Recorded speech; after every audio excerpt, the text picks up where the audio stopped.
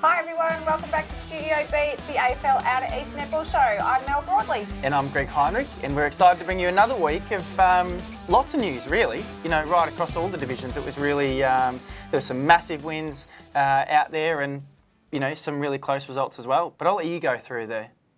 You only Top want me to read the stories. first bit because it says Beaky's bragging rights at Battle of the Creek. It wasn't Which is not a bragging true. rights. No. They won the cup, that's fine, but Berwick won the football cup. But in netball we had 5 and 5. So we're quite happy about that. I don't think Val was when I bragged all day when we were up. No. A and B grade. And it is funny because I popped out to you at Berwick to see what was happening amongst the Beaky Berwick hit out, and I love the banter that you guys have. You know, obviously it's been going on for a few years now, and when I saw you get up to talk about one of the wins, I think it might have been after the under-17s, you know, asking Val to present the winning trophy to the winning team, knowing that it was Berwick. And, you know, I think that's the friendly banter that we love to see, especially in these sorts of battles, because it's not necessarily just about what happens out on court. It's about, the two clubs coming together and having a really good day. Yeah, look, we started it a few years ago that we just took it away from just A grade and had it right across the day. So every team has a best on court from both coaches. Yeah. So everyone, the girls that get awarded that is fantastic. You know, it's just recognition through all of the juniors right through. Yeah. You know, it's not just about A grade. So, but I must say, Beaky did probably take bragging rights because they won 2 out of 3 of the football. Right. So okay. And had a big win in A grade, which I'm sure we'll get to at some stage. I'm sure we will. Anyway, there were close results in Div 1 and blowouts in Div 2. Yeah. So a mixture of results. Yeah. So Club Corner, Greg. What about it? Everybody's talking about the junior structure for Are next they? year. Apparently. Look, you know, I got like 20 missed calls on my phone from the weekend, and no, look, there is lots of conversation around what the juniors will look like. Obviously, this year's been really interesting to see where we've landed in terms of how many clubs have submitted teams from the former Yarra side. And it's meant that the fixtures are a little bit untraditional. You guys at times are split in your juniors and could be separate to your seniors on top of that as well. So, you know, rest assured that it's a constant conversation in the office. There are lots of things being thrown around as to what it might look like.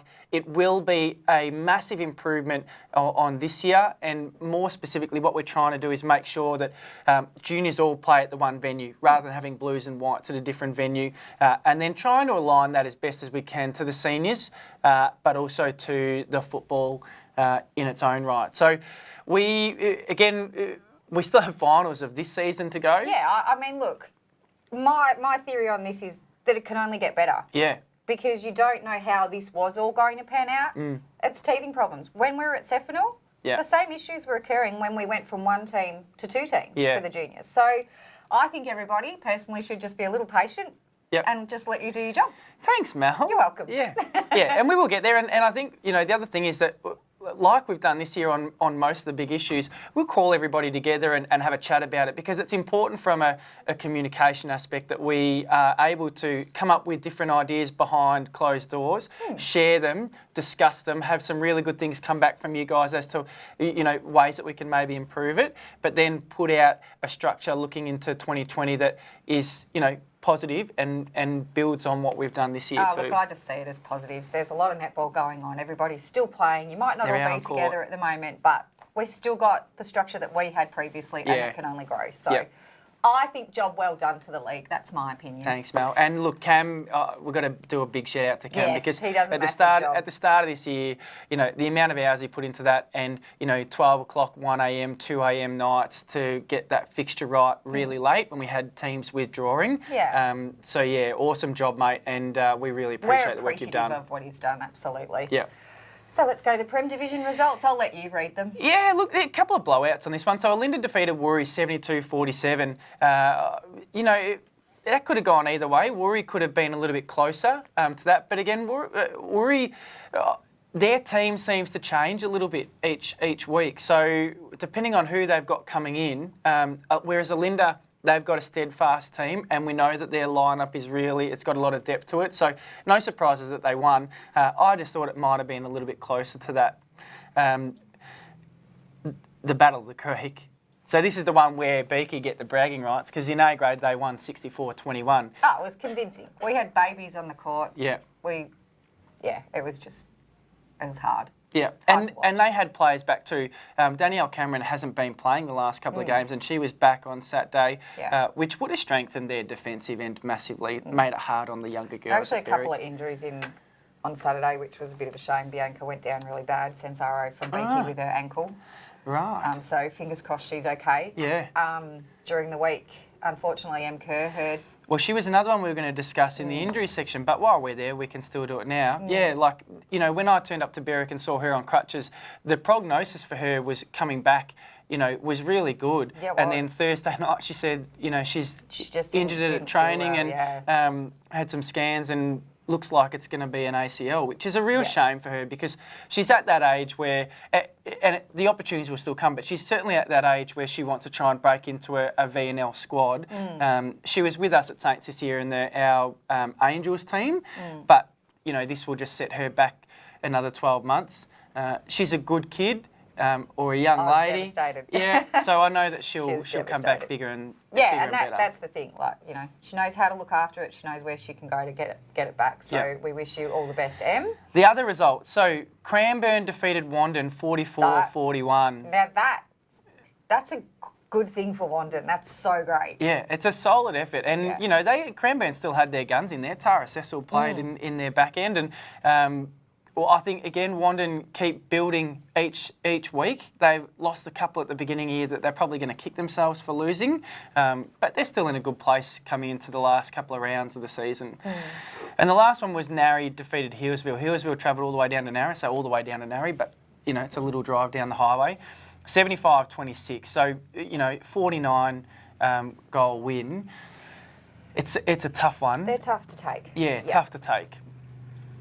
So let's move on to the ladder. We still see Linda Ferny Creek well and truly out in front by their 2 clear games, undefeated. Beaky outright second on 44, with Cranbourne on 40, Warri on 32, and Narry rounding out the top 5 on 28. Yeah. So, and you see there, Wandon, again, they're in 6th position. You know, given some of their early wins, early losses, turn them into wins, and that could very well change that 5th and 6th place, and you guys are sitting there in equal 6th with Berwick, with Upwey Tacoma there as well. So it's not far off. The only one who's way out of that list is Healesville. Yeah. So we look at the round 14 fixture for next week for Premier Division. Beaky take on Upwey Tacoma, Wandon take on Narry Warren. Warri take on Berwick, Cranbourne take on Healesville, and Linda Ferny Creek have the bye. Yep. Now, your game will be a good one. Yeah, it should be. I think that'll be a good hit out. And the other one that I would like to see is the Wandon-Narry game. So, again, I think that Wandon won last time. Narry had a very different starting 7. Britt Mash didn't start on court, who's one of their key mid-quarters. So I do wonder whether they go in with a different lineup this time. And I think that will certainly change the start of the game. And their coach is back from her little trip away, so I'm sure that's going to help Narry. But with Wandon's game last week against Cranbourne, they should go in quite confident. Yeah. Be good to see the results of that one. Yep. Her best worst. Yeah, best worst photos. We're not picking on Monbolt, but obviously Frankie had been out to some Monbolt games of late. Which is great to see. I love these photos coming through. Yeah. What do you think about this one? That's just like another tunnel ball, isn't it? Yeah. We've had a tunnel ball one this year. Yeah. This is the similar. She's just missing the lineup behind her. Yeah, there was no one waiting for it. Looks like very wet conditions there, though, in that game. It looks like a lot of rain on that court. And then Nicole McDowell, who you know, she was part of our interleague team that travelled to Bendigo. And, you know, this is how good she is. She can catch the ball with her eyes closed, which we're getting a lot of those. Oh, it's got to be the shutter speed. They just get them at that time. So quick. Yeah.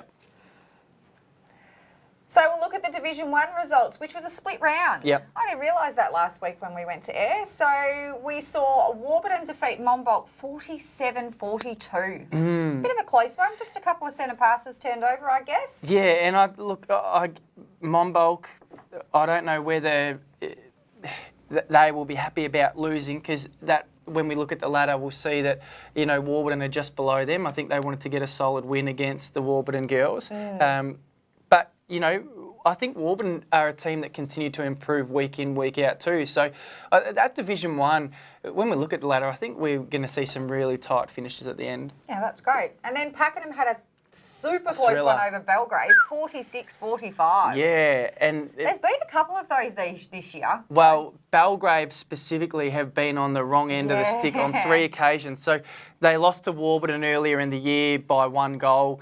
They lost to Pakenham earlier in the year by 3 goals. And then they lost to Doveton by 1 goal. Which could have seen well. them, when you look at this ladder, which could have seen them in a completely different spot. Oh, yeah. Yeah, like, let's have a look at it now. Like, Belgrave is sitting 7th on 12 points. They're 8 points. Oh, no, they're 12 points out. So they're 3 games out. Those 3 games go the other way, and potentially the one on the weekend. And that could have seen them in equal 4th. Yeah, with Pakenham. Yeah. Yeah. So it's really tight. And I think it's a great thing to see now, especially where you look at the top 2, they're way out, Rock and Mount Ev, but then you've got Monbolt, Pakenham, Warburton and Doveton all sitting there. Yeah, really, sitting there. Yeah, somebody's, you know, someone's going to miss out. Someone's going to miss out, and it will be interesting to see who it is. But the Division 1 fixture for next week. So the 2 games that we didn't play were the top 2 hit out, Mount Ev versus Rock. And then we've got Emerald and Doveton. Now, I'm interested to see what happens in that bottom match, that Emerald-Doveton match, because I think Emerald will be really keen to come out and have a strong win. We know that there's been some personnel change at Doveton in the last few weeks, so whether that plays into the hands of Emerald, I think Trent and his troops up there will be keen to get a win against Doveton. Yeah. So the big segment of the week, Nick is in the background saying that this is his favourite segment as well. He does the wiggle thing like me. I don't know why we do the wiggle thing for It's the only reason he comes to work on Mondays to see this segment. Now, the question out on screen is, can you please talk about the AFL Outer East Teams of the Year? Yeah, sure. We'd love to. Well, it probably puts you in a position that you can't really do them. So why don't we put it back to the players to nominate who they think should be? Yep. And let's do A, B, C and D grade if we can. Yep, and look, if we get some junior nominations too, we are even happy to look at the junior teams of the year. Now, these won't be teams of the year that are selected by the coaches or anything. These will just be looking at nominations that people put in and what we maybe see around the traps. We're keen to get your thoughts on teams of the year. It's something that you want to discuss. So if you want to discuss it, send them in. I know where that question came from too, so I like that we've put that in. Okay, good.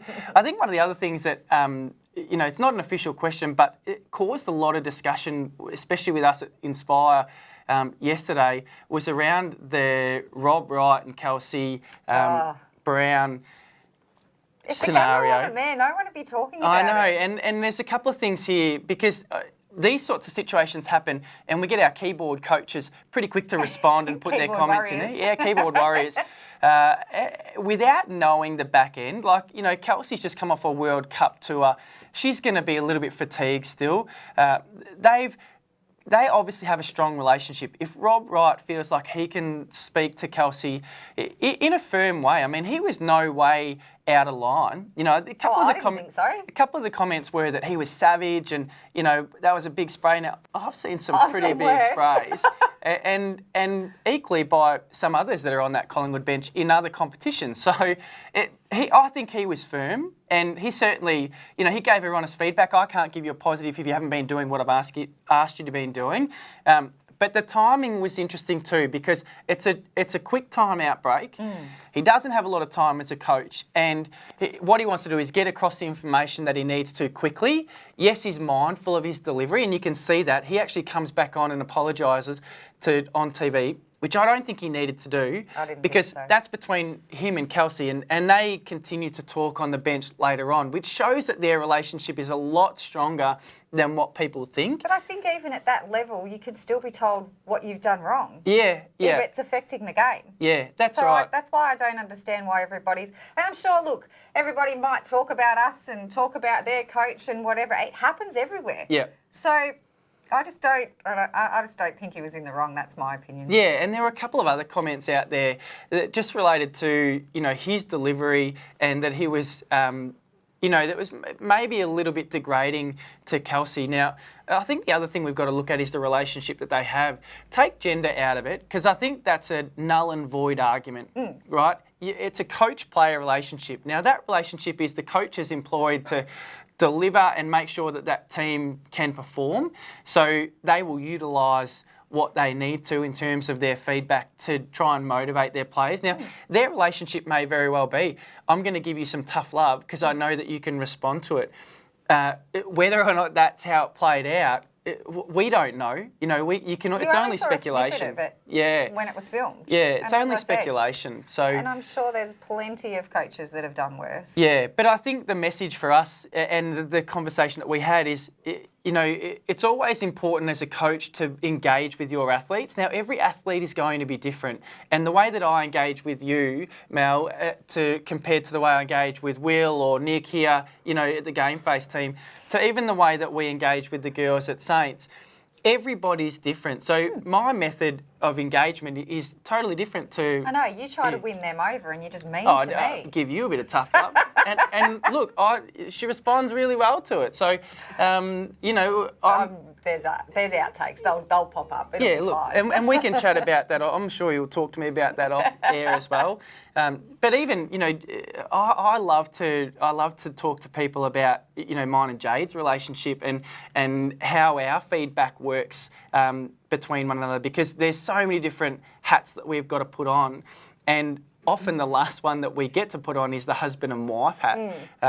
So I know that as a person, and we were talking about some of the other coaches on the Collingwood bench giving sprays. She used to have Kate Upton as a coach, and Kate Upton gave some really good sprays, timely, but some really good sprays. So if Jade is needing some motivation, I know that she'll respond to, yes, deliver it in the right way, but you know what, this is the way that it is.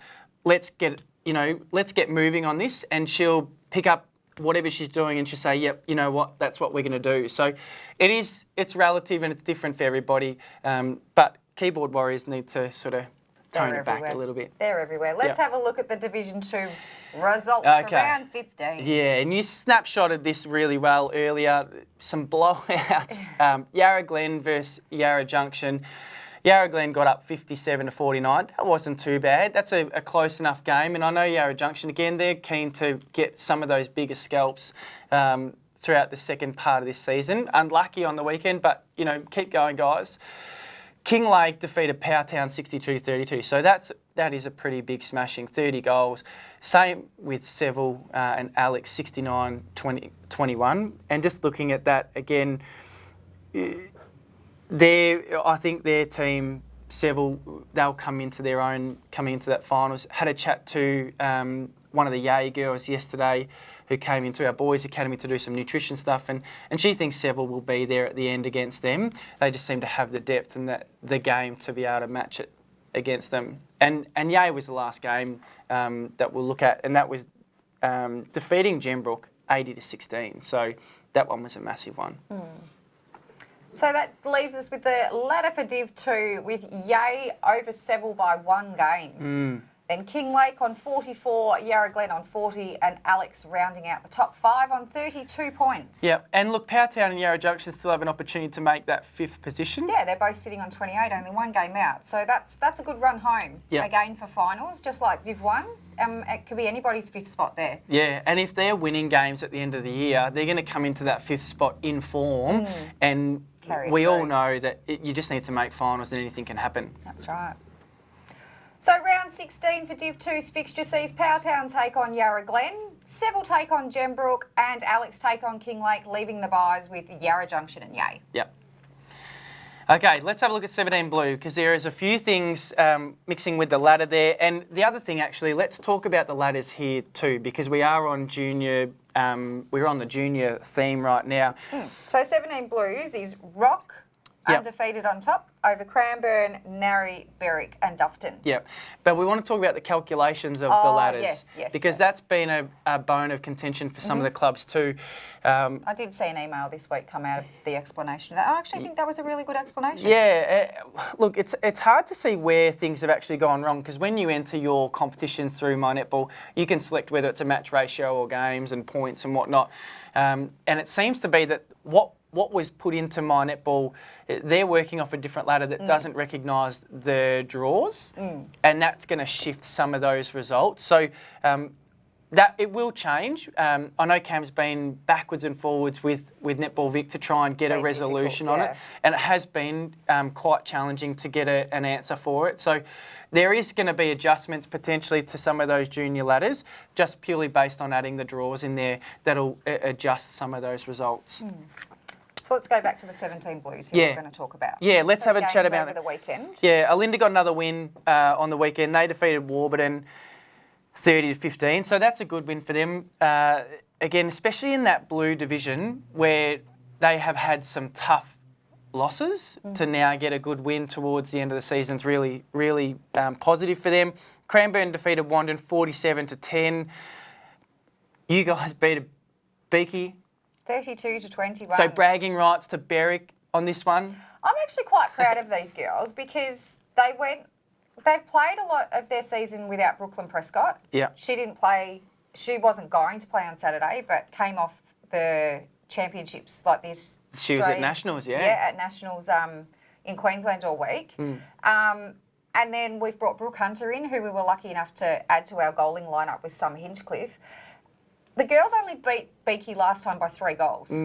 So to see that result, I know Rob was sitting on the bench with Britt, and we do need to wish Britt well because she broke her finger in 3 places on Saturday. Fingers are the worst. Yeah, so she's having surgery tomorrow. So she'll be out for the rest of the year. So, yeah, I think, But she's done really well with this young group of girls. Obviously, we've got Lainey that's young. Brooklyn that's young. Ellie Brasser that's young. Brooklyn that's young. And these girls coming in, sitting 4th at the moment, they've got their run home. Yeah. They're going to be the junior team to watch on the way through the finals, I think. Of course they are. I'm not just saying that because they're Berwick. I've watched a lot of netball this season and I've watched this team grow. And I think that they will go okay. Yeah. Yeah, I agree. I think they'll be one to watch in the September rounds.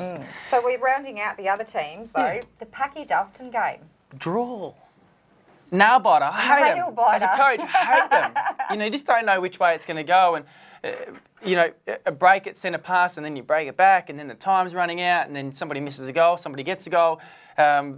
Look, I think both teams will be glad that they didn't get a loss. They still get 2 points, but equally spewing because they won't have got the 4. Well, Dufton could have been pushed up a little bit further on the ladder, so I'm sure they were. So what other one did we do? Narry Hillsville? No, so Narry defeated Hillsville 40-9.